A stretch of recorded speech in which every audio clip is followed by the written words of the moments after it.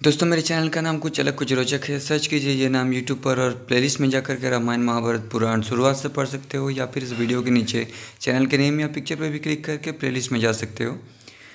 तो आज का चैप्टर यहाँ से शुरू हो रहा है। पिछले वीडियो पे हमने जहाँ तक पढ़ा था, ठीक है, उसके बाद हम पढ़ना शुरू करते हैं यहाँ से।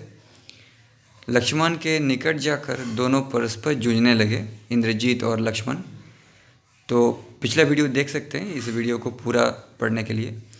इस प्रकार युद्ध करते हुए जब वे एक दूसरे पर प्रहार करने लगे तब भयंकर अव्यवस्था पैदा हो जाती थी। क्षण क्षण में ये निश्चय करना कठिन हो जाता था कि किसकी विजय और किसकी पराजय होगी। उन दोनों के द्वारा वेगपूर्वक छोड़े गए तीखे बाणों से आकाश ठसाठस भर गया और वहाँ अंधेरा छा गया। वीडियो के नीचे लाल रंग का सब्सक्राइब लिखा हुआ है, उसको दबा के बेल आइकन ऑल कर लीजिए लेटेस्ट वीडियो अपडेट्स के लिए। वहाँ गिरते हुए बहुसंख्यक अस्त्रों और सैकड़ों तीखे सहायकों से संपूर्ण दिशाएं और विदिशाएं भी व्याप्त हो गई। अतः सब कुछ अंधकार से आच्छन्न हो गया और बड़ा भयानक दृश्य दिखाई देने लगा। सूर्यास्त हो गए सब और अंधेरा फैल गया और रक्त के प्रवाह से पूर्ण सहस्र बड़ी बड़ी नदियाँ बह चली। मांसभक्षी भयंकर जंतु अपनी वाणी द्वारा भयानक शब्द प्रकट करने लगे। उस समय ना तो वायु चलती थी और न आग प्रज्वलित होती थी। महर्षिगण बोल उठे, संसार का कल्याण हो। उस समय गंधर्वों को बड़ा संताप हुआ, वे चारणों के साथ वहाँ से भाग चले। तदनंतर लक्ष्मण ने 4 बाण मारकर उस राक्षस सिंह के सोने के आभूषणों से सजे हुए काले रंग के चारों घोड़ों को बांध दिया, मतलब बीन दिया। तत्पश्चात रघुकुल नंदन श्रीमान लक्ष्मण ने दूसरे तीखे बाण से पानीदार सुंदर पंख वाले और चमकीले भल्ल से, जो इंद्र के वज्र की समानता करता था तथा जिसे कान तक खींचकर छोड़ा गया था, रणभूमि में विचरते हुए इंद्रजीत के सारथी का मस्तक शीघ्रतापूर्वक धड़ से अलग कर दिया। वो वज्रपम बाण छूटने के साथ ही हथेली के शब्द से अनुनादित हो सनसनाता हुआ आगे बढ़ा था।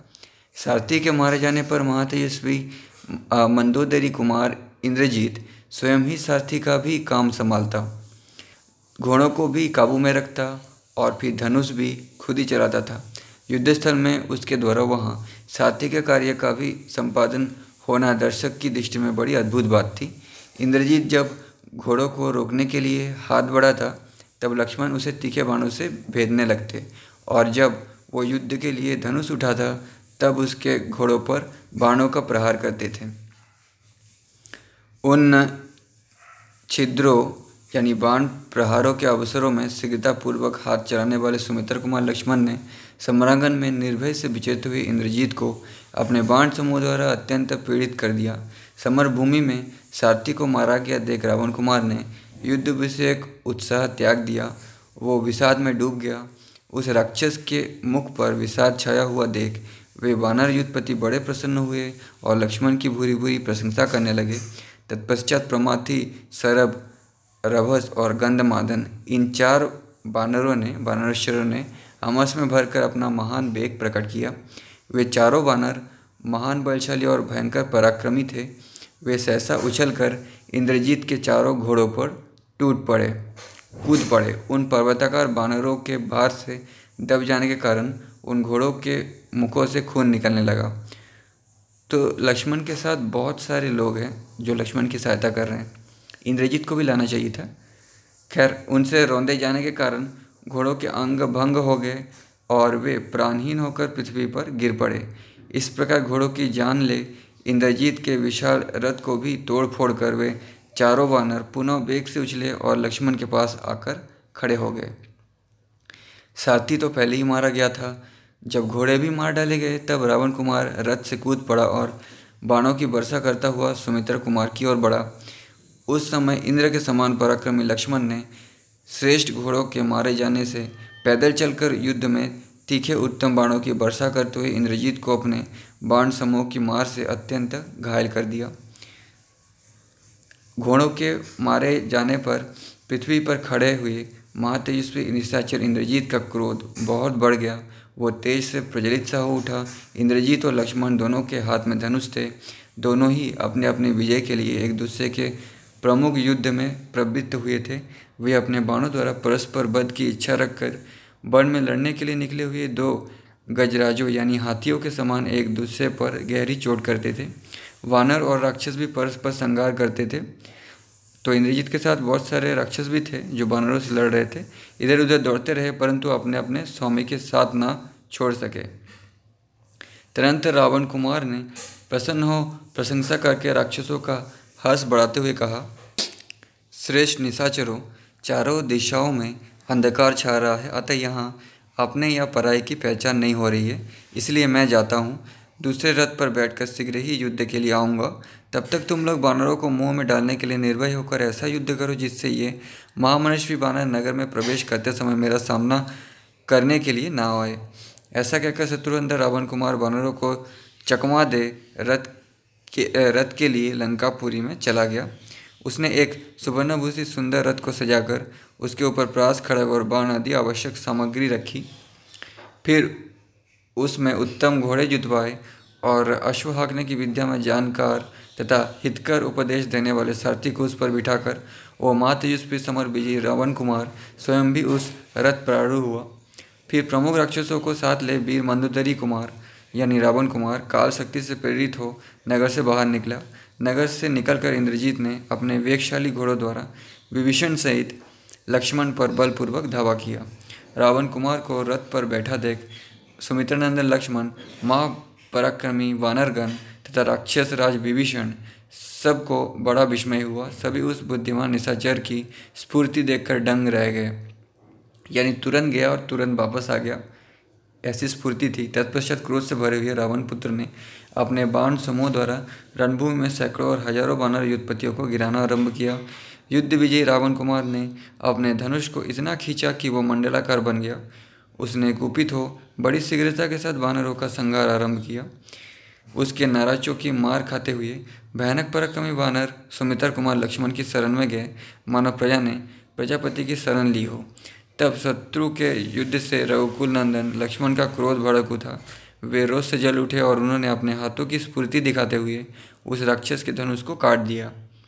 तो मतलब लक्ष्मण के चलाए हुए बाण इतने फास्ट तेज थे। ये देख उस निशाचर ने तुरंत ही दूसरा धनुष लेकर उस पर प्रत्यंचा चढ़ाई, परंतु लक्ष्मण ने 3 बाण मारकर उसके उस धनुष को भी काट दिया। धनुष कट जाने पर विषधर सर्प के समान 5 भयंकर बाणों द्वारा सुमित्र कुमार ने रावण पुत्र की छाती में गहरी चोट पहुंचाई।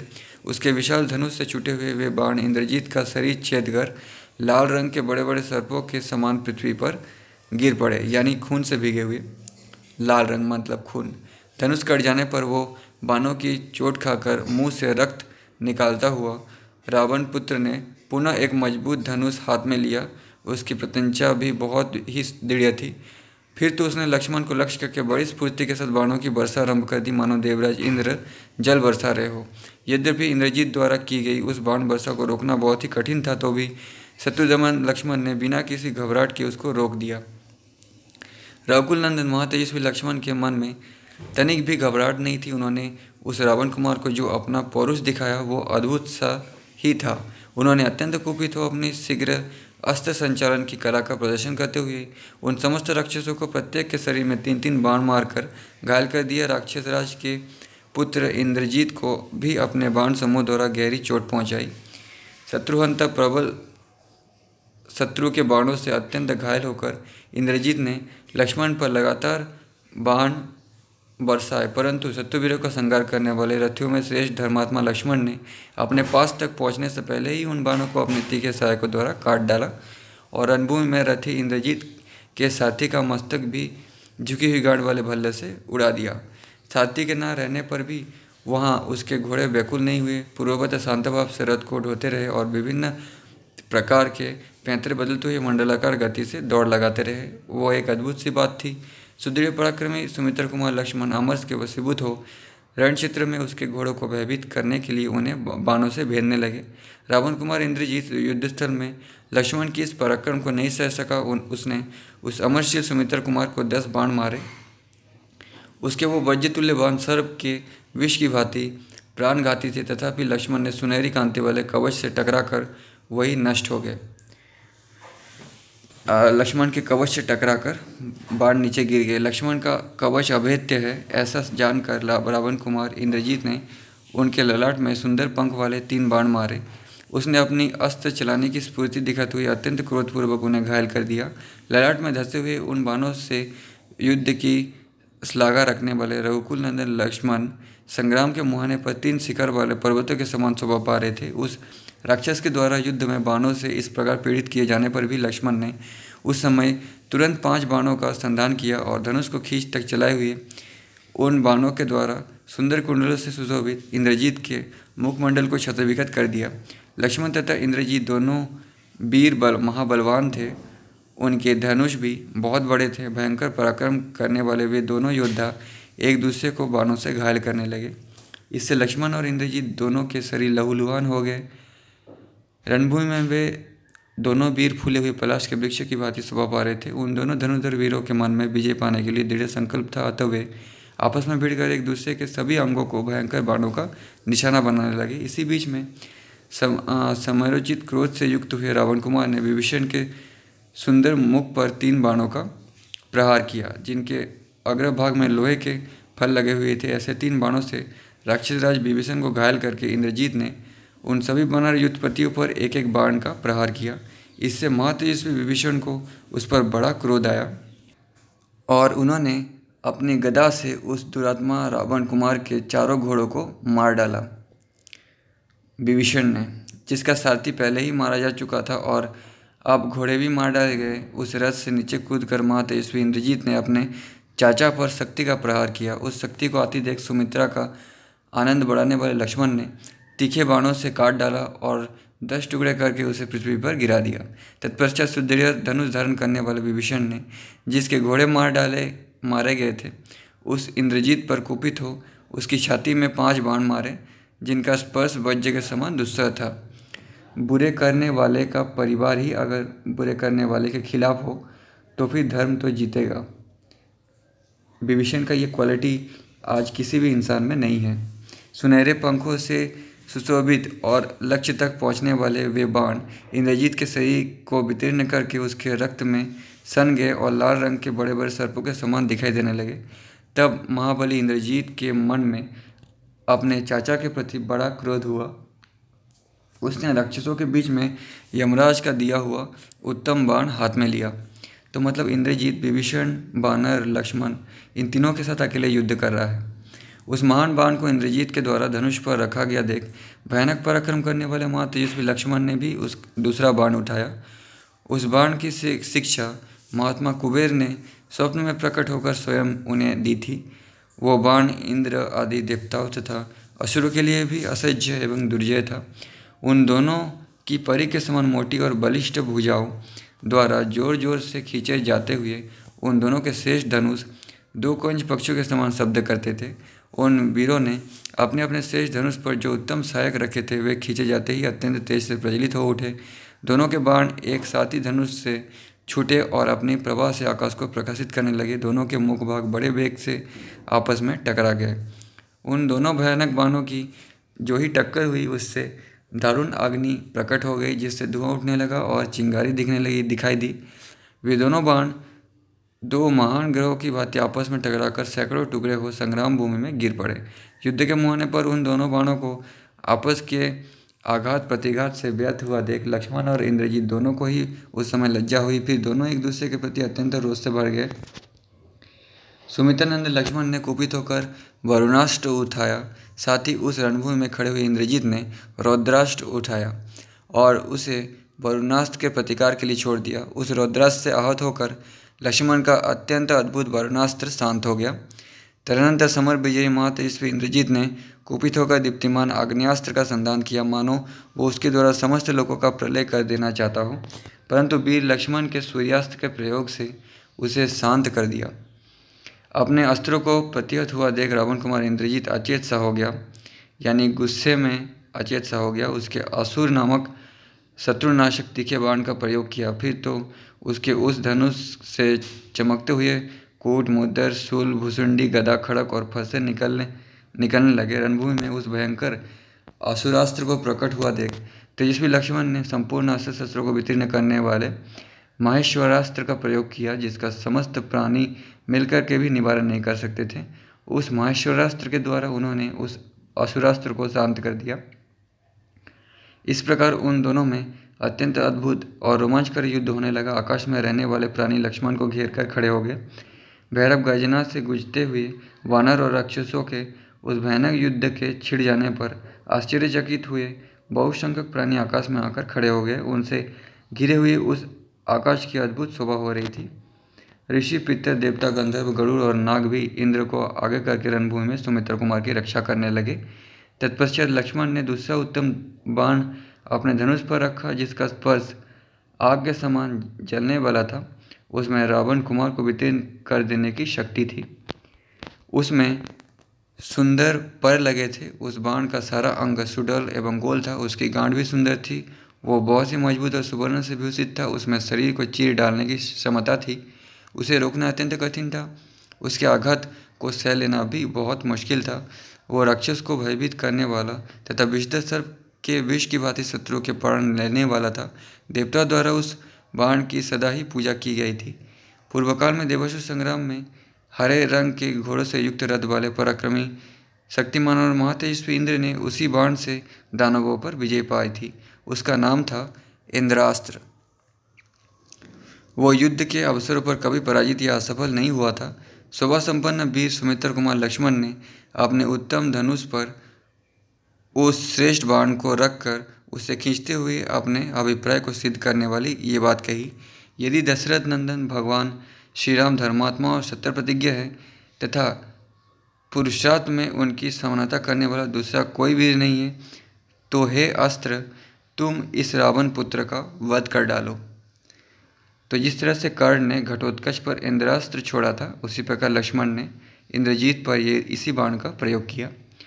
समरांगन में ऐसा क्या क्या शत्रुवीरों का संहार करने वाले वीर लक्ष्मण ने सीधे जाने वाले उस बाण को कान तक खींचकर इंद्रास्त्र से संयुक्त करके इंद्रजीत की ओर छोड़ दिया। धनुष से छूटते ही इंद्रास्त्र ने जगमगाते हुए कुंडलों से युक्त इंद्रजीत के शिरत्रांत सहित दीप्तिमान मस्तक को धड़ से काटकर धरती पर गिरा दिया। राक्षस पुत्र इंद्रजीत का कंधे पर से कटा हुआ वो विशाल सिर, जो खून से लथपथ हो रहा था, भूमि पर सुवर्ण के समान दिखाई देने लगा। तो ये रहा वो चित्र।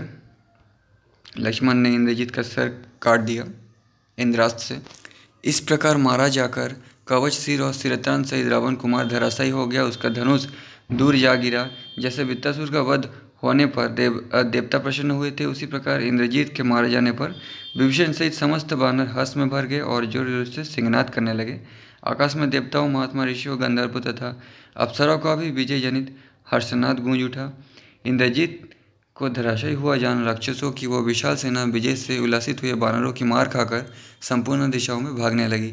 वानरों द्वारा मारे जाते हुए राक्षस अपनी सुध बुध खो बैठे और अस्त्र शस्त्रों को छोड़कर तेजी से भागते हुए लंका की ओर चल गए। राक्षस बहुत डर गए थे, इसलिए वे सबके सब पट्टिस, खड़ग और फरसे आदि अस्त्रों को त्याग कर सैकड़ों की संख्या में एक साथ ही जब दिशाओं में भागने लगे, वानरों से पीड़ित होकर कोई डर से मारे लंका में घुस गए, कोई समुद्र में कूद पड़े और कोई पर्वतों की चोटी पर चढ़े गए। इंद्रजीत मारा गया और रणभूमि में सो रहा है, ये देख हजारों राक्षसों में से एक भी वहाँ खड़ा नहीं दिखाई दिया। जैसे सूर्य के अस्त हो जाने पर उसकी किरणें यहाँ नहीं ठहरती, उसी प्रकार इंद्रजीत के धराशायी होने पर वे राक्षस वहाँ रुक न सके, संपूर्ण दिशाओं में भाग गए। महाभाव इंद्रजीत निष्प्राण हो जाने पर शांत किरणों वाले सूर्य अथवा बुझी हुई आग के समान निस्तेज हो गया। उस समय राक्षस राजकुमार इंद्रजीत के समरभूमि में गिर जाने पर सारे राक्षस संसार की अधिकांश पीड़ा नष्ट हो गई। इंद्रजीत जो निकम्बिला यज्ञ कर रहा था, उसमें अगर बाधा नहीं पड़ता तो ऐसा नहीं होता। सबका शत्रु मारा गया और सभी हर्ष से भर गया। उस पापकर्मा राक्षस के मारे जाने पर संपन्न महर्षियों के साथ भगवान इंद्र को बड़ी प्रसन्नता हुई। आकाश में नाचती हुई अप्सरा और गाते हुए महामना गंधर्वों के नृत्य और गान की ध्वनि के साथ देवताओं की दुदुम्बी का शब्द भी सुनाई देने लगा। ये सब आकाश में विमान में बैठकर इंद्र ये सब खुशी मना रहे हैं, नाच रहे हैं। ये जो इंद्र है, देवता है, नारद जी हैं, ब्रह्मा है, ये सब विमान में बैठकर पृथ्वी पर आते थे। ऐसा रामायण महाभारत दोनों में ही लिखा गया है। अगर आप शुरुआत से पढ़ेंगे तो आपको पता चलेगा। और इनको आप एलियन कह सकते हो, क्योंकि एलियन का मतलब कोई गाली नहीं होता। जो पृथ्वी से बाहर रहता है उनको हम एलियन बोल सकते हैं। देवता आदि वहाँ फूलों की वर्षा करने लगे। वह दृश्य अद्भुत सा प्रतीत होने लगा। उस क्रूरकर्म राक्षस के मारे जाने पर वहाँ की उड़ती हुई धूल शांत हो गई। संपूर्ण लोगों को भय देने वाले इंद्रजीत के धराशायी होने पर जल स्वच्छ हो गया, आकाश भी निर्मल दिखाई देने लगा और देवता तथा दानव हर्ष में खिल उठे। देवता, गंधर्व और दानव वहाँ आए और सब एक साथ संतुष्ट होकर बोले, अब ब्राह्मण लोग निश्चिंत और क्लेश शून्य होकर सर्वत्र विचरे। समरांगन में अप्रियमेय बलशाली निशाचर शिरोमणि इंद्रजीत को मारा गया देख हर्ष में भरे हुए वानर युद्धपति लक्ष्मण का अभिनंदन करने लगे। विभीषण, हनुमान और ऋच युद्धपति जामवन ये इस विजय के लिए लक्ष्मण जी का अभिनंदन करते हुए उनकी भूरी भूरी प्रशंसा करने लगे। हर्ष एवं रक्षा का अवसर पाने पर बानर किलकिलाते, कूदते और गरजते हुए वहाँ रघुकुल नंदन लक्ष्मण को घेर कर खड़े हो गए। उस समय अपनी पूंछों को हिलाते और फटकारते हुए वानर वीर लक्ष्मण की जय हो ऐसा नारा लगाने लगे। वानरों का चित्त हर्ष से भर गया था। वे विविध गुणों वाले वानर एक दूसरे को हृदय से लगाकर श्री रामचंद्र जी से संबंध रखने वाली कथाएं कहने लगे। युद्धस्थल में लक्ष्मण के प्रिय सुहृद वानर उनका वो दुष्कर एवं महान पराक्रम देख बड़े प्रसन्न हुए। देवता भी उस इंद्रद्रोही राक्षस का वध हुआ देख मन में बड़े भारी हर्ष का अनुभव करने लगे। उसके बाद नेक्स्ट चैप्टर हम अगले वीडियो पे पढ़ेंगे, ठीक है।